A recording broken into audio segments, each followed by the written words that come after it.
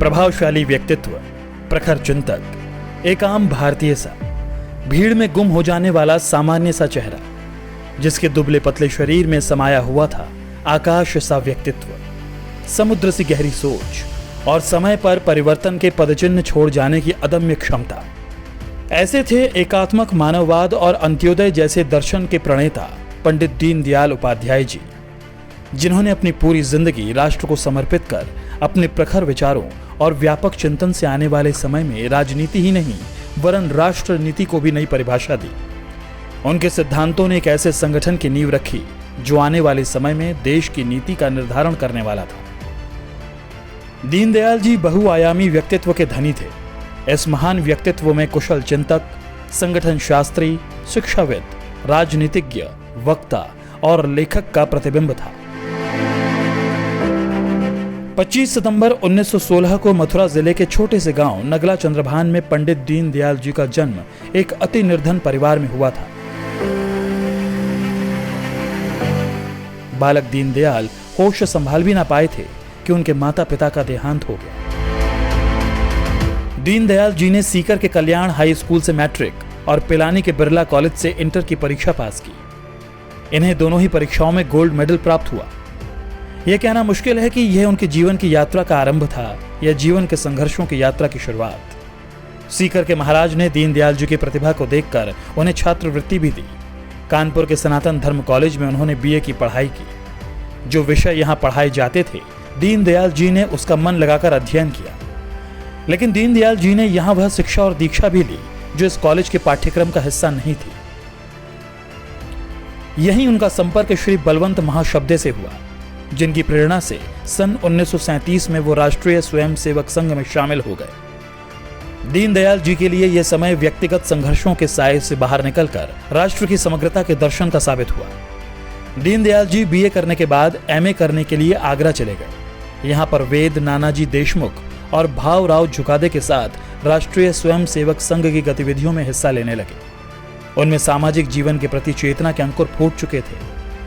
उनके मामा, जिन्होंने बचपन में उनका लालन पालन किया था, उन्हें लगने लगा था कि भांजा अब पढ़ लिख गया है, परिवार के लिए कुछ करेगा।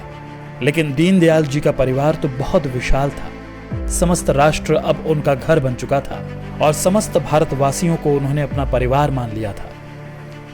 दीनदयाल जी का लक्ष्य कुछ और ही था।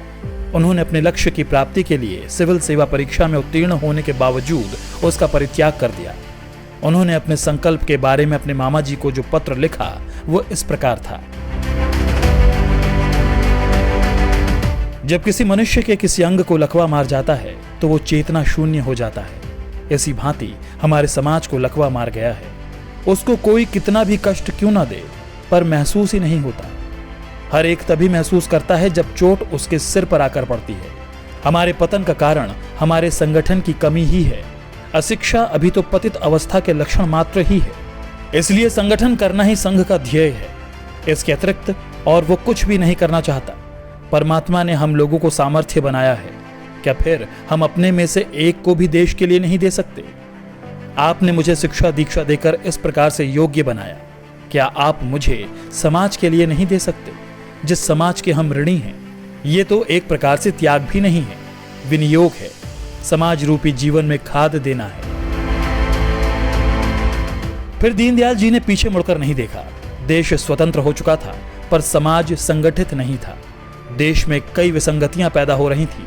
उनमें सत्ता का लोभ नहीं, समाज में वैकल्पिक विचारधारा की स्थापना का दृढ़ निश्चय था।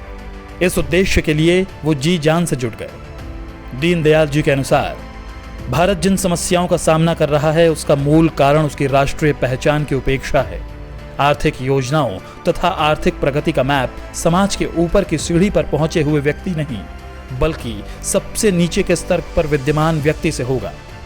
अनेकता में एकता और विभिन्न रूपों में एकता की अभिव्यक्ति भारतीय संस्कृति की सोच रही है। यहीं से उन्होंने अंत्योदय की परिभाषा रची। दीनदयाल जी के इन्हीं विचारों को ध्यान में रखकर डॉक्टर श्यामा प्रसाद मुखर्जी ने कहा था कि अगर भारत को 2 दीनदयाल मिल जाते तो भारत का राजनीतिक परिदृश्य ही अलग होता।